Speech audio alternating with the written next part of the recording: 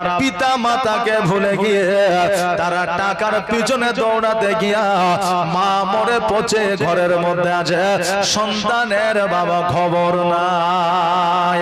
এই জন্য যারা মূর্খ মানুষ আছে, যারা দুই কলম লেখাপড়া করে নয়, যারা আজকে জমিতে চাষবাস করে খায়, যারা আজকে জমিতে পাটের ভুই লিড়িয়ে খায়, তারা বলতেছে আজকে আমরা শিক্ষা অর্জন করে নিয়ে আমরা ভালোই করেছি।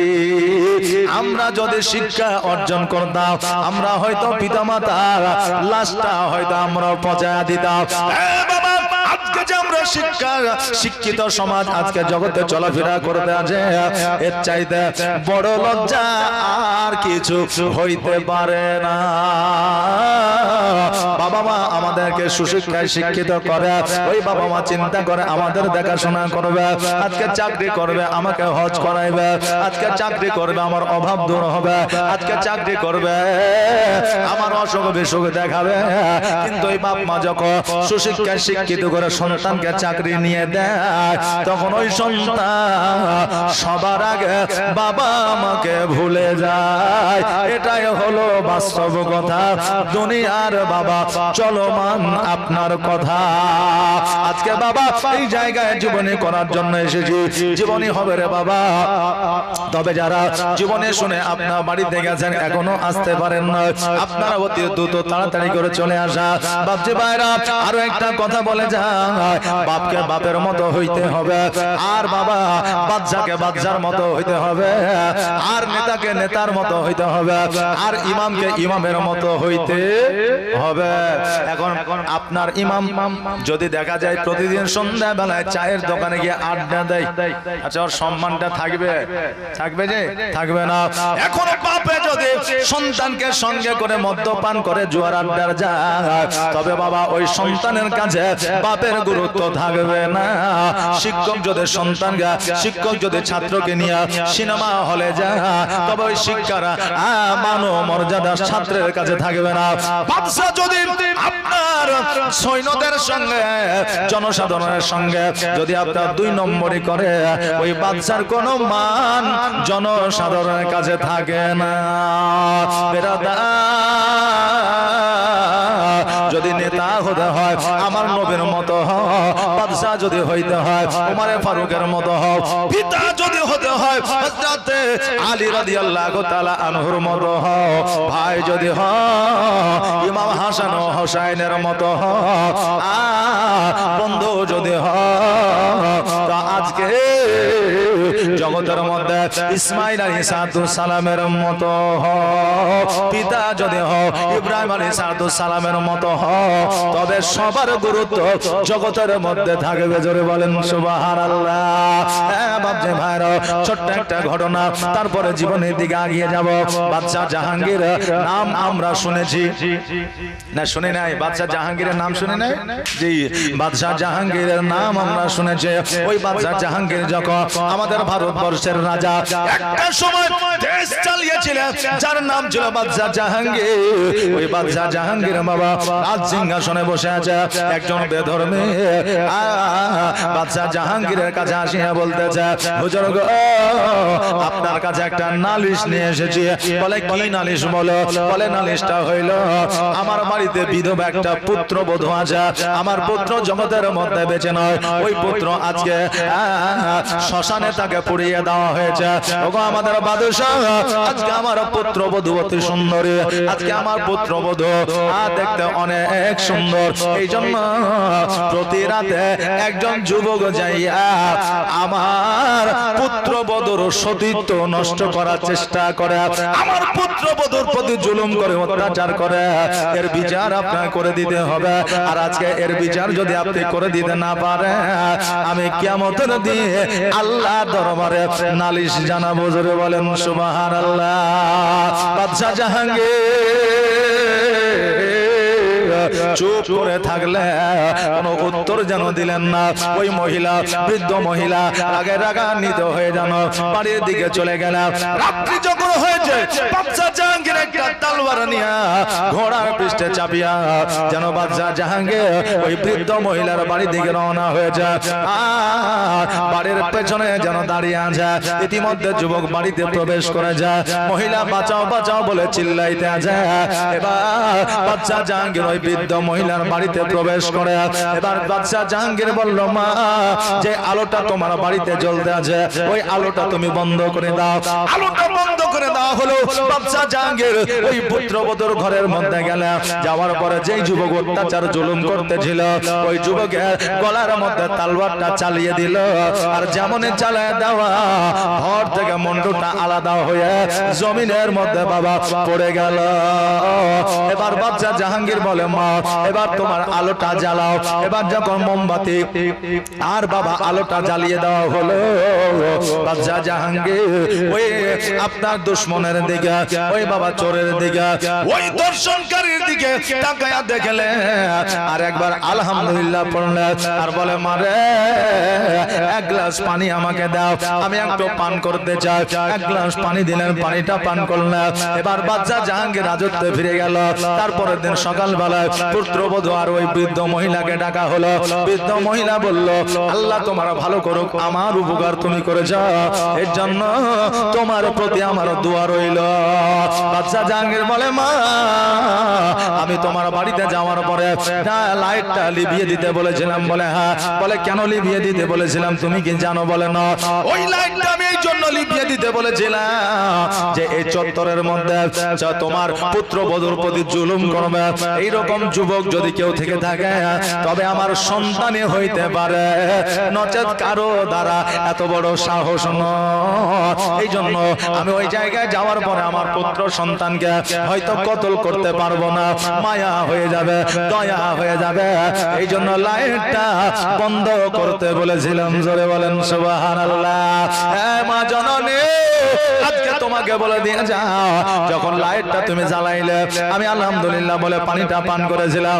আরে আমি ভেবেছিলাম হয়তো আমার সন্তান, কিন্তু লাইটটা তুমি যখন জ্বালিয়েছিলে আমি লক্ষ্য করে দেখলাম আমার সন্তান নয়, এই জন্য আমি আলহামদুলিল্লাহ পড়েছিলাম। বাবারে, বলার উদ্দেশ্য হলো এটাই, বাদশাহ জাহাঙ্গীরের বিচার ব্যবস্থা কেমন ছিল যে সন্তান অন্যায় করিলে সন্তানেরও বাবা ছাড় ছিল না। জোরে বলেন সুবহানাল্লাহ। এরাই ছিল মুসলিম নেতা, এরাই ছিল মুসলিম শাসক। এদের দ্বারা অন্যায় করিলে কারো ছাড় আপনারও হইতো না। জোরে বলেন সুবহানাল্লাহ। বাপজি ভাইরা, আমার মায়েরা, ওই রকম নেতা ছিল হযরতে ইমাম মুসলিম রাদিয়াল্লাহু তাআলা আনহু, ওই রকম নেতা ছিল হযরতে ইমাম হুসাইন রাদিয়াল্লাহু তাআলা আনহু, ওই রকম নেতা ছিল হযরতে ইমাম হাসান রাদিয়াল্লাহু তাআলা আনহু। আজকে ইমাম মুসলিম রাদিয়াল্লাহু তাআলা আনহু একজন বৃদ্ধ মহিলার দরবারে যাইয়া বলে, মা রে, আজকে আমাকে বড় পিপাসা লেগেছে, আমার কলিজাটা কাতর হয়ে গেছে পিপাসার কারণে। মা গো, একটু যদি আমাকে পানি দাও, আমি পানিটা পান করিয়া তোমার জন্য দোয়া করব, আল্লাহ তোমাকে জান্নাতবাসী করবে। ওই মহিলা সঙ্গে সঙ্গে বাড়ির মধ্যে গেল, যাওয়ার পরে লোটাতে করে পানি নিল, আর পানি লইয়া আসিয়া হযরতে ইমাম মুসলিম রাদিয়াল্লাহু তাআলা আনহুর হাতে যেন উঠা দিলেন, আর বললেন, বাবা, আজকে তুমি পানিটা পান করে নাও। ইমাম মুসলিম বলে, মা, পানিটা পান করব তার আগে তোমার পরিচয়টা একবার জানতে চাই, আর আমার পরিচয়টা তোমাকে বলতে চাই। ইমাম মুসলিম রাদিয়াল্লাহু তাআলা আনহু বলে, মা গো, আজকে তুমি যাকে পানি দিতে আছো তুমি কি জানো আমি হলাম ইমাম মুসলিম, নবীর আওলাদ, নবীর বংশধর। আজকে যদি তুমি আমাকে পানি পান করাও তবে ইয়াজিদ তোমাকে ছাড়বে না, তোমার ঘর বাড়ি জ্বালিয়ে দেবে, তোমাকে জেলখানায় বন্দী করে দেবে। মা গো, আজকে আমার অ্যাড্রেসটা না বলে, আমার নাম না বলে আজকে পানিটা যদি পান করে নি, কিয়ামতে হয়তো আমার নামে আল্লাহর দরবারে বিচার দিবে। এই জন্য আমার নামটা প্রকাশ করে দিলাম। ওই বৃদ্ধ মহিলা বলে, ইমাম মুসলিম শোনো, আমি এই জায়গাতে দরওয়াজা খুলে আলো নিয়ে বসে আছে, আমার বেটা বেলাল ইয়াজিদের দরবারে কাজকর্ম করে। আসল উদ্দেশ্য ইমাম মুসলিমকে খোঁজার খোঁজার জন্য দরজা খুলে বসে আছে, আমি জানি কেউ তাকে বাড়িতে প্রবেশ করতে দেবে না। নিশ্চয় রাত্রি বেলায় ঘুরতে ঘুরতে আমার কাছে আসবে আর আমি তাকে আশ্রয় দেব, কারণ নবী বংশ জুলুম আপনার অত্যাচারিত হয়ে থাকবে, নবীর বংশ কষ্ট করবে, আমি সহ্য করতে পারবো না। এই জন্য সবাইকে বাড়িতে প্রবেশ করিয়ে দিয়েছে, কিন্তু আমাকে পারে না, কারণ আমি বলেছি আমার সন্তানের জন্য বসে আছে। ইমাম মুসলিম শোনো, আজকে আমার বাড়িতে তুমি থাকো, খাওয়া দাওয়া করো, সারাদিন কি খেয়েছো না খেয়েছো। আজকে ওই মহিলা ঘর পরিষ্কার করলে আর ঘরের মধ্যে ইমাম মুসলিম রাদিয়াল্লাহু তাআলা আনহুকে যেন বাবা প্রবেশ করাইলেন, আর প্রবেশ করানোর পরে যেন লাইট গুলো বন্ধ করে দিলেন। বৃদ্ধ মহিলা এবার চিন্তা করে, আল্লাহ গো, ঘরে যত মোমবাতি ছিল, লাইট ছিল, জ্যোতি ছিল, আলো ছিল, সবকিছু আমি নিভাইয়া দিয়েছে, তবুও ঘরে আলো কেন বন্ধ হয় না? কেমন করে আলো বন্ধ হবে রে বাবা? কেন না নবীর আওলাদ ইমাম মুসলিম রাদিয়াল্লাহু তাআলা আনহুর শরীর থেকে, চেহারা থেকে, মুখমণ্ডল থেকে যে নূর, যে জ্যোতি বের হয়, আজকে তিনার শরীরের জ্যোতিতে অন্ধকার ঘরটাকে যেন আলোয় আলোকিত করে রেখেছে। জোরে বলে সুবহানাল্লাহ। ওগো দিবানা হইয়া ডাকি তোমায়, সারা দাও না গো একবার। ওগো পাগল হইয়া ডাকি তোমায়, সারা দাও না গো একবার। আর প্রথম যেদিন আসিলে ভবে, আর জিন্ন ইনসা দরদ পড়ে কত গরবে। আর প্রথম যেদিন আসিলে ভবে, আর জিন্ন ইনসা দরদ পড়ে কত গরবে। যাক রহমতের সীমানা কাঁদে আসিতে সিজদায়, ওগো গুনাহগার আজ আমার কেমন হবে পার। ওগো দিবানা হইয়া ডাকি তোমায়, সারা দাও না গো একবার।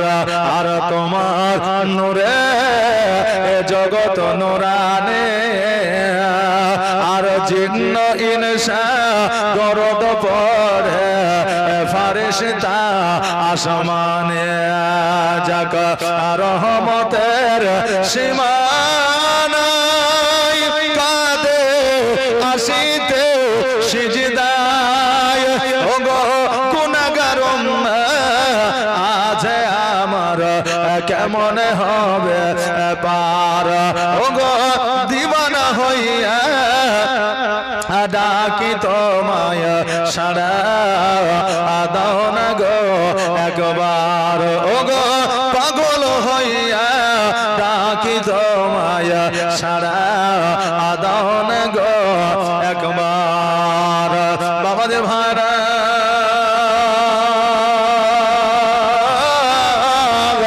আজকে আমার নবীজি জিন্দেগিতে 63 বছর জীবন যাপন করেছে। এই 63 বছর জীবনে আমার নবী সর্বদা সর্বক্ষণ কান্না করেছে। বাপের জন্য কাঁদে না, মায়ের জন্য কাঁদে না, পাড়া প্রতিবেশীর জন্য কাঁদে না, জমি জায়গার জন্য কাঁদে না, টাকা পয়সা অট্টালিকার জন্য কাঁদে না।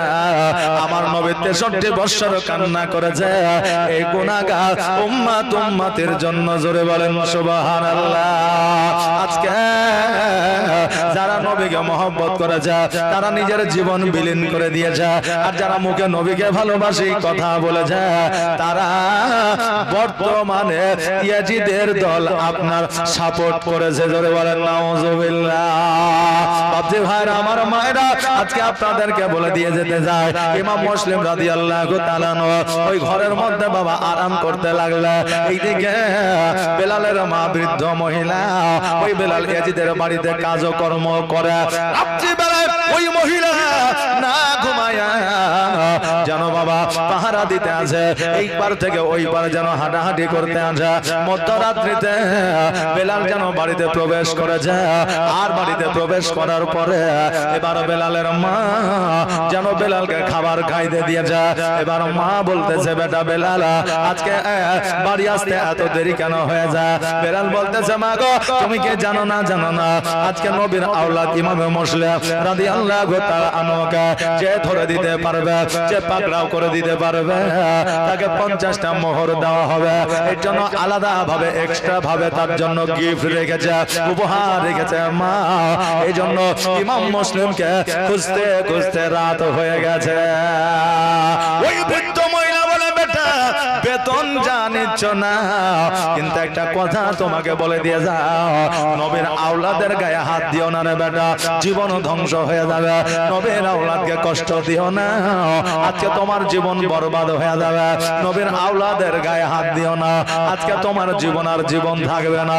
বেটা রে, আমি তোমার মা, তোমাকে বললাম, আমি তোমার মা, তোমাকে ওয়াদা করাইলাম, তুমি জীবনে ইমাম মুসলিমকে যদি দেখতে পাও ইয়াজিদের হাতে উঠাইয়া দিবা না।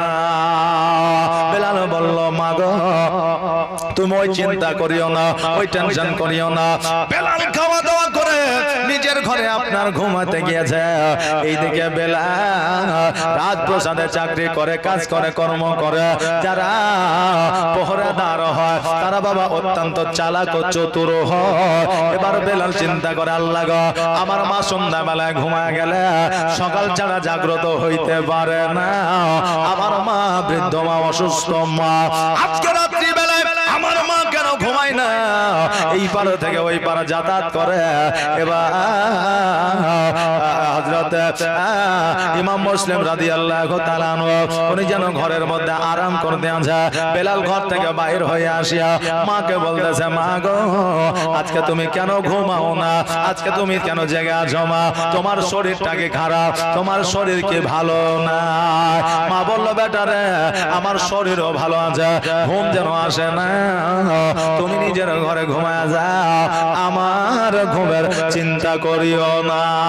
বেলাল বলে, মা গো আজকে তুমি ঘুমাও না এটা ঠিক আছে, কিন্তু যে ঘরে মানুষ থাকে না, কেউ থাকে না, আজকে ওই ঘরে দেখি জ্যোতি জ্বলে, আলো জ্বলে, জ্যোৎস্না জ্বলে। অতএব এই ঘরের মধ্যে তুমি ঘন ঘন যাও। আজকে ঘরের দরওয়াজার কাছে তোমাকে দেখা যায়, কারণটা কি আমি একবার জানতে চাই। মা বলল, বেটা রে খোদার কসম করে বলে, ওই ঘরে যে জন্য আলো জ্বলুক না কেন তোমার দেখার দরকার নাই। আজকে বাবা পৃথিবীর মধ্যে আপনি কোন মানুষকে যদি বলে তোর সঙ্গে একটা কথা ছিল, বলে কি কথা বল, বলে এখন লাই পরে বলবো, এখন শুনতে হবে না, দেখবেন ওই কথাটার প্রতি আগ্রহ আরো বেড়ে যায়। বাড়ে কি বাড়ে না? আগ্রহ বেড়ে যায়। বলবি না তো কেন বললি যে তোর সাথে একটা কথা ছিল পরেই বলতে। বাচ্চারা বেলালের যতটা আগ্রহ না ছিল ওই ঘরটা দেখার, মা যখন বলেছে যাই থাক না কেন তোমার দেখার দরকার না, তখন দেখার জন্য তার আগ্রহটা বাবা বেড়ে গেছে। জোর করে যখন ঘরে প্রবেশ করতে যায় মা বাধা দেওয়ার চেষ্টা করে, কিন্তু নওজোয়ান সন্তান যদি ঘরে প্রবেশ করব মনে মনে করে, বৃদ্ধ মা বাধা দিয়ে বাবা পারবে না। এবার বেলাল যখন ঘরের মধ্যে প্রবেশ করেছে, বেলাল যেন দেখতেছে ইমাম মুসলিমকে। বেলাল বলতেছে, মা গো এই ইমাম মুসলিমকে এত খোঁজাখুঁজি করলাম 50টা মোহরের জন্য, এত কষ্ট করলাম খুঁজে পাইলাম না। আগে যদি জানতাম আমার বাড়িতে ইমাম মুসলিম আছে, আমি এত কষ্ট করে সারা রাত জেগে থাকতাম না। এবার মা বলল, বেটা আমার দুগ্ধের কসম দিয়ে বলে, আমি তোমার মা, আমার কসম দিয়ে বলি বেটারা, আজকে খোদার কসম দিয়ে বলে, জিন্দেগিতে জীবনে কখনো ইয়াজিদের কানে খবরটা দিও না। আজকে বেটা ইয়াজিদের কানে খবর যদি তুমি না দাও, মায়ের দুধের ঋণ কখনো মুকুব হয় না, কখনো মাপ হয় না। আমি একমাত্র মা, তোমার কয় ইমাম মুসলিমের কথা ইয়াজিদকে না বলার কারণে আমার দুধের ঋণ মাফ করে দিব। অতএব আবেদন রিকোয়েস্ট, আমি মা হইয়া তোমার কাছে বলে জীবনে তুমি ইয়াজিদকে বলিও না। এবারে বেলাল মনে মনে ভাবছে এখন যদি বলে না বলে দেব মা কিন্তু ছাড়বে না, এই জন্য মাকে সান্ত্বনা দেওয়ার জন্য বলল ঠিক আছে বলবো না, ঘুমিয়ে দাও। এবার মা যেন ঘুমায় না। বেলাল বলে মা তুমি কেন ঘুমাও না? মা বলে বেটা রে আজকে যে আমার বাড়িতে আছে এটা হলো নবীর মেহমান, এটা হলো নবীর আওলাদ। আজকে যদি তার ইস্তেঞ্জার প্রয়োজন হয়, আজকে তার পানি যদি প্রয়োজন হয়, আজকে তার বাইরে যাওয়ার যদি প্রয়োজন হয়, আর হাতের কাছে যদি পানি না পায়, ইস্তেঞ্জা যাওয়ার রাস্তা যদি খুঁজে না পায়, তবে আমাকে আল্লাহর দরবারে জবাব দিতে হবে। আমি নবীকে মা ফাতেমাকে জবাব দিতে পারবো না। কেন না? নবীর আওলাদের অসম্মান করা যাবে না, নবীর আওলাদকে কষ্ট দেওয়া যাবে না, নবীর আওলাদকে ব্যথা দেওয়া যাবে না, নবীর আওলাদকে অসম্মানিত করা যাবে না। এটা হয়তো বেটা তুমি বুঝো না, আমি যেটা তোমার মা বুঝি। জোরে বলেন সুবহানাল্লাহ।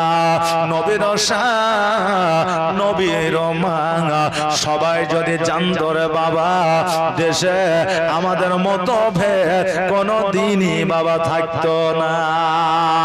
এই জন্য নবীকে বলে অনেকে ভালোবাসে, আবার অনেকেই বলে ভালোবাসে কিন্তু অন্তরে না, মুখে ভালোবাসা বাসে। বাবা দায়িত্ব সবাই নিতে পারে কিন্তু কাজে কেউ বাবা সক্ষম হইতে পারে না। মুখে মানুষ অনেক কথা বলতে পারে কিন্তু কাজে সেটা করতে পারে না। যে লোকটা বলছে হারে তোর বাপের তো একটা বেটা, তুই যদি তোর বাপ মাকে না দেখিস তো কে দেখবে, এরকম পরামর্শ দেয় কি দেয় না। কিন্তু যে পরামর্শ দিচ্ছে ও নিজেই তার বাবা মাকে দেখে না। অতএব কথার সঙ্গে মানুষের কাজের মিল যদি থাকতো তবে পৃথিবীর মধ্যে অশান্তি বাবা হইতো না। যে যেটাই বুদ্ধি দেখ না কেন একই জায়গায় পৌঁছে যাবে, ঘুরিয়ে আবার ওইখানে আসবে, বুঝলেন না? অলস কাকে বলে? একজন বাপ বলছে এই বেটি রামেশা বলে কি বলে এক গ্লাস পানি দে তো মা, খাবো পান করবো। তো এখন রামেশা বলছে মা এক গ্লাস পানি দাও তো। এখন মা শাশুড়িকে বলছে আমার হাতে তো আটা আছে, আমি তো রুটি বানাবো, তো শাশুড়ি এক গ্লাস পানি দেন তো। এখন শাশুড়ি বলছে কই গো এমন মরদ আমি একটা পাইছি, বুড়া হয়ে গেল একটা কাজে পাইলাম না, এক গ্লাস পানি দাও তো। এখন শ্বশুর নিয়ে এসে শাশুড়িকে দিলে, শাশুড়ি দিলে বৌমাকে, বৌমা দিলে মেয়েকে, মেয়ে দিলে আব্বাকে, মানে ঘুরিয়ে ওই জায়গাতে, বুঝলেন না? এখন বর্তমানে আমাদের পরিস্থিতি ওই রকম হয়ে গেছে, জ্ঞান আমরা সবাই দিতে পারি কিন্তু কাছে আমরা সেই জায়গায় পৌঁছাতে পারি না। আজকে আমি যে জনাকে জ্ঞান দিব আগামী কালকে ওই আবার আমাকে জ্ঞান দিচ্ছে, ঠিক আছে না? জি, আজকে যে আপনি দিলেন আপনাকে আগামী কালকে দেবে। বাপজি ভাইরা আমার মায়েরা কেমন করে বলতেছে আজকে আমাদের ভারতবর্ষের মাটিতে একটা ককরোচ বলে পার্টি এসেছে, যদিও পার্টি সম্পর্কে আমি বুঝি না, এসেছে না আসে নাই, ককরোচ বলে একটা পার্টি এসেছে, অনলাইন অনেক ভাইরাল হয়ে যায়। এবার একজনকে প্রশ্ন করছে এমন কি জিনিস ককরোচ যাকে দেখে অনেকেই ভয় পেয়ে গেছে? বলছে ককরোচ হচ্ছে একটা আরশোলা। আরশোলা আবার ভয়ের কি আছে? বলছে আরশোলাকে তো ব্যাঙে খায়, বলছে ব্যাঙকে আবার কি এদুরে খায়, এদুরকে আবার সাপে খায়, সাপে আবার বাঘে খায়, ও আবার বলছে মানুষকে খায়। কে মানুষকে খায়? বলছে কুমিরে মানুষকে খায়, মানে হাতিতে কুমির খায় আর কুমিরে মানুষকে খায়। আর ওই মানুষকে কে খায় বলে ভয় দেখায়, বলছে ওই মানুষটাকে বউয়ে ভয় দেখায়, স্ত্রীতে ভয় দেখায়। আর স্ত্রী কাকে দেখে ভয় করে? বলে আরশোলা দেখে। স্ত্রী কাকে দেখে ভয় করে? বলছে আরশোলাকে দেখে। মানে ঘুরিয়ে আবার ওই জায়গাতে আসলো। এই জন্য ককরোচ দেখে সবাই বাবা ভয় করে। আজকে জগতের মধ্যে, আজকে পৃথিবীর মধ্যে ভারতবর্ষ একটা দেশ আছে, এই দেশের মধ্যে নতুন একটা পার্টি এসেছে ককরোচ। জানি না সে কতটা পরিবর্তন করবে। আজকে আপনাদেরকে বলে দিয়ে যায়, আমি যে কথাটা বলতেছিলাম, কাজ যদি আমাদের মুখের সাথে মিল থাকতো অশান্তি দেশের মধ্যে থাকতো না। এই জন্য বেলাল মাকে সান্ত্বনা দেওয়ার জন্য বলছে মা আমি তোমাকে কথা দিলাম আমি ইয়াজিদের দরবারে কথাটা বলবো না। মাকে শুধু সান্ত্বনা দেওয়ার জন্য, কিন্তু মনে মনে ভাবছে সকাল কখন হবে আর কখন দরবারে যে জানাবো। বাবারে মুনাফিক যারা হয় মুখে এক কথা বলে অন্তরে আর এক কথা বলে, সামনে এক কথা বলে পেছনে বাবা আর এক কথা বলে। এইভাবে আপনার সকাল হতে চলেছে, শুভে সাদেকের সময় সন্তান না খাইয়া ওই বেলাল যেন রাজপ্রসাদের দিকে চলতে আরম্ভ করে যায়। মা বলতেছে বেটা রে আজকে এত সকাল সকাল রাজপ্রসাদে যাও কারণটা কি? বেলাল বলছে খুব কাজ আছে মা, রাজপ্রসাদে এত কাজ, কাজের খুব চাপ প্রেসার আছে, এই জন্য সকাল সকাল যাইতে হবে। আসলে প্রেসার ছিল সেটা নয়, প্রেসার ছিল ইমাম মুসলিমের খবরটা গিয়ে জানাইতে হবে। মা সন্তানের মনের ভাব অনেক সময় বুঝতে পারে, মা সন্তানের মনের কথা অনেক সময় জানতে পারে।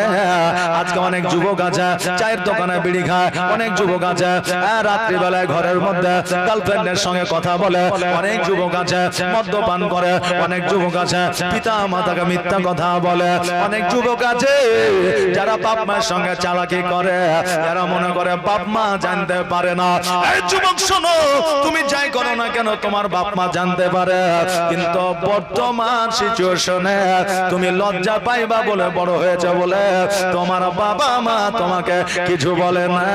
তুমি এটা ভাবিও না আমার বাবা মা জানতে পারে না, সব কিছুই জানতে পারে। ওই রকম মা বাবা অনেক কিছু সন্তানের কথা জানতে পারে। মা চিন্তা করেছিল আমার বেটা সকাল সকাল যখন গেল ইয়াজিদকে অবশ্যই জানায়া দিবে, ভরসা রাখা যায় যেহেতু আমারই সন্তান, আমারই রক্ত তার শরীরে চলতে আছে। আমি যেহেতু নবী আওলাদকে ভালোবাসি, আমার সন্তান যদি 1% ভালোবাসে তো ইয়াজিদের দরবারে খবর দিবে না। যেমন বাবা শুভে সাদেক পার হয়ে যায়, 1 ঘন্টা পার হইতে না হইতে ওই ইমাম মুসলিম যে বাড়িতে ছিল ওই বাড়িতে সৈন্যরা এসে বাবা হাজির হয়ে যায়। কই বাড়িতে কে আছে? বলে আমি আছি। বলে দরজাটা খোলো। তো বলে দরজা কেন খুলবো? বলে তোমার বাড়িতে ইমাম মুসলিম আছে। ইমাম মুসলিম আছে। যদি বলতো তোমার বাড়িতে মাওলানা পিয়ারুল ইসলাম আছে নাকি, তাহলে সন্দেহ থাকতো, মানে সঠিক তারা জানে না। আর যদি এসে বলে তোমার বাড়িতে পিয়ারুল ইসলাম আছে দরজাটা খোলো, তার মানে একবারে কনফার্ম ওরা জেনে গেছে নাকি। মা চিন্তা করে আল্লাহ গো এমন একটা সন্তানের জন্ম আমি দিয়েছি যে মায়ের কথা বোঝে না, যে মায়ের কথা শোনে না। আল্লাহ 100% ইয়াজিদের দরবারে খবর দিয়ে যায়, আর ইয়াজিদের কুখ্যাত সৈন্যরা আমার বাড়িতে হাজির হয়ে যায়। এবার সৈন্যরা বলতেছে বুড়িয়া দরওয়াজা যদি না খোলো দরওয়াজা ভেঙে ফেলবো। এবার দরওয়াজা যখন খুললো না, দরওয়াজাটা ভেঙে ফেলে এবার বাবা যেন বাড়ির মধ্যে প্রবেশ করলো। একজন মহিলা ওই ইয়াজিদের সৈন্যদের সম্মুখে আসিল, হাত দোকানাকে বাবা সাত করে দিয়ে বলল, আরে সৈন্যরা আজকে নবীর আওলাদের কাছে পৌঁছাতে গেলে, আজকে নবীর আওলাদের কাছে যেতে হলে আজকে ইমাম মুসলিমকে পাকড়াও করার আগে আমার জীবনটা আগে নিতে হবে। এবার বাবা ওই মহিলার মাথার উপরে একটা তালওয়ারের ডামাটের বাড়ি বাবা মেরে দিল। আর যেমন মেরে দেওয়া ওই মহিলা ওই বৃদ্ধ মামা অজ্ঞান হয়ে যেন জমিনে পড়ে গেল। এইদিকে ইমাম মুসলিম রাদিয়াল্লাহু তাআলা আনহু তালওয়ারটা বার করে যেন ঘর থেকে বাইরে চলে আসলো। কেন না রে বাবা জগতের মধ্যে নবীর আওলাদের জীবন চলে যাবে যা, কিন্তু একজন নারীর প্রতি জুলুম তারা সহ্য করতে পারে না। আরে আজকে আমাদের বর্তমান বিজ্ঞান, আজকে বর্তমান সরকার, আজকে বর্তমান দেশের মানুষ এরা এখনো বুঝেছে নারীদের সম্মান। স্বামী বিবেকানন্দ বাড়িয়েছে, নিউ জেনারেশনের ছেলেরা তারা বলে আমাদের মা বোনদের সম্মান শরৎচন্দ্র বাড়িয়ে দিয়েছে। আজকে আমাদের নিউ জেনারেশনের ছেলেরা এইটা জানে, আমাদের মা বোনদের সম্মান ঈশ্বরচন্দ্র বিদ্যাসাগর বাড়িয়ে দিয়েছে। আজকে নিউ জেনারেশনের ছেলেরা জানে আমাদের মা বোনদের সম্মান রবীন্দ্রনাথ ঠাকুর বাড়িয়ে দিয়েছে। কিন্তু বাবা না, এ যুবক তোমাদের বলে দিয়ে যা, আজকে থেকে 1445 হিজরি আগে এই মা বোনদের সম্মান আমার নবী বাড়িয়ে দিয়েছে। জোরে বলেন সুবহানাল্লাহ। কতটা সম্মান বাড়িয়েছে, কতটা জানা আছে, কতটা সম্মান বাড়িয়েছে। বাবা আমাদের কাছে সব চাইতে দামি জিনিস কি? কোনটা? আশা আমাদের কিসের আছে? সব চাইতে বেশি আশা কিসের? জান্নাতের।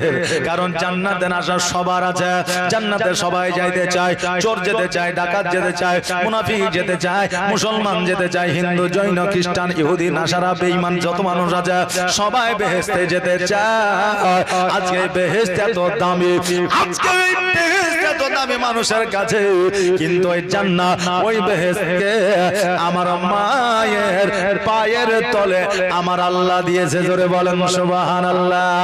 অতএব বাবারে জান্নাতের চাইতে দামি আমার আপনার মায়ের পাখানি। এজন্য বলছে মায়ের দিলে ব্যথা কখনো দিও না, কখনো দিও না। একবার সবাই আওয়াজ দিয়ে বলেন রব্বির হামহুমা, বলেন রব্বির হামহুমা কামা রব্বায়ানি সগীরা। আরো একবার বলেন রব্বির হামহুমা কামা রব্বায়ানা সগীরা। একবার আওয়াজ দিয়ে বলেন আমিন। বাপজি ভাইরা, ওগো আমার মায়েরা, আজকে রব্বির হামহুমা কামা রব্বায়ানা সগীরা যখন বলবো সকলের পিতামাতার জন্য দোয়া হয়ে যাবে। আর রব্বির হামহুমা কামা রব্বায়ানি সগীরা আমার মায়ের জন্য দোয়া হবে। তবে শুধুমাত্র ইয়ানি সগীরা যদি আমি পড়ি আমার মায়ের জন্য হবে। আপনার টাকা পয়সা নিয়ে আপনাকে আজকে প্রচার ও প্রসার করতে এসে আমার মায়ের জন্য দোয়া করে চলে যাব, ফ্রিতে আপনারা রাত কাটাবেন নাকি? হ্যাঁ। আর যখন বলবো ইয়ানা তখন সবার ক্ষেত্রে, ইয়ানি মানে আমার ক্ষেত্রে এক বচন, ইয়ানা মানে বহু বচন, সবার ক্ষেত্রে সবার মায়ের জন্য দোয়া হয়ে গেল। এই রব্বির হামহুমা কামা রব্বায়ানি সগীরা শব্দের অর্থ হলো আল্লাহর কাছে বলে আল্লাহ গো শৈশবকালে যত্ন করে আমার মা নিজের কোলে যেমন ভাবে রেখেছিল শান্তভাবে সুস্থভাবে, কবরের মধ্যে আমার পিতা মাতাকে ওই রকম শান্তিতে রেখে দিও। জোরে বলেন আমিন। এই জন্য কবি বলছে মায়ের দিলেতে ব্যথা কখনো দিও না, কখনো দিও না। আর মায়ের দোয়া পাওয়া যাই গো,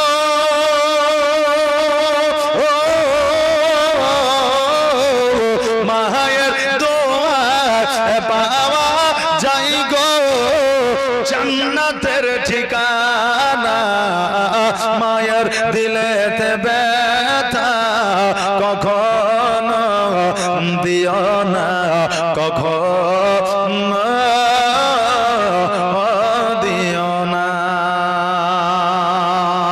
দেখো দুঃখে দুঃখে রবে আর ছেলের খুশির তরে মা মরতে রাজি হবে। জোরে বলেন সুবহানাল্লাহ। একটা আওয়াজ দিয়ে বলেন না সুবহানাল্লাহ। আচ্ছা এখানে কার কার মা বেঁচে আছে একবার হাতটা উঠান তো দেখি। কার কার মা বেঁচে আছে হাতটা উঠান তো দেখি। জি, এগুলো রেকর্ডার আছে, আর কারণ নাই। একবারে সততার মাকে মহব্বত করে ভালোবেসে জিন্দেগিতে মাকে হয়তো মহব্বত করিয়েই কথাটা মাকে বলতে পারেন নাই, আজকে হাতটা উঠিয়ে প্রমাণ দেন যে আমি মাকে ভালোবাসি। কার কার মা আছে হাত উঠান তো। সুবহানাল্লাহ। আচ্ছা হাত নামায়েন না, হাত নামায়েন না, হাত উঠিয়ে রাখেন। আচ্ছা যাদের মা আছে কালকে মায়ের আঁচলটাকে মাথায় নেবেন। কি বুঝতে পারলেন?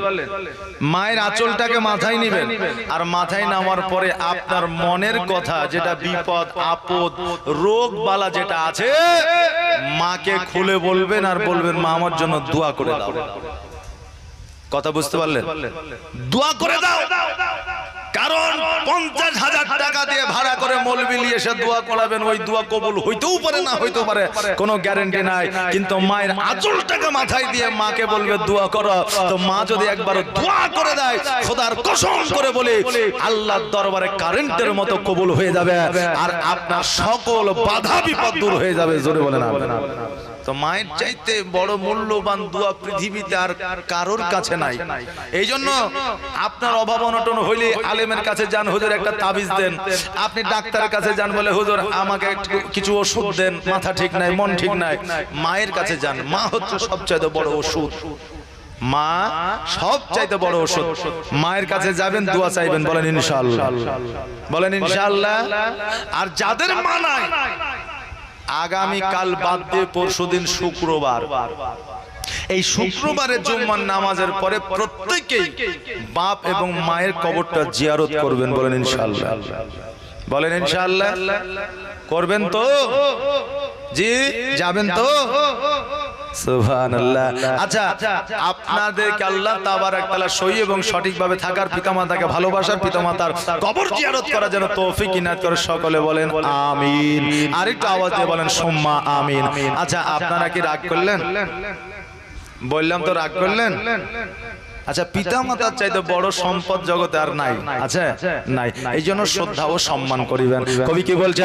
দেখো তোকে দুঃখী নীরবে, আর ছেলের খুশির তরে মা মরতে রাজি হবে, আর জীবন দিলে শোধ হবে না, জীবন দিলে শোধ হবে না, মায়ের এক ফোঁটা দুধের দেনা, মায়ের দিলেতে ব্যথা কখনো দিও না, কখনো দিও না। এই মা বোনেরা, খালারা, একটু আগে আসেন না গো। আচ্ছা, এই জায়গাটা থেকে পাপ করেছে নাকি? হ্যাঁ, না পিঁপড়ে টিপড়ে আছে? সুবহানাল্লাহ। আচ্ছা, কিছুই না, এই জায়গাটা ভালো যায়। মা একটু আগে আসেন, মা বোনেরা আসছে, পেছনে বসবে, একটু আগে আসেন, চলে আসেন।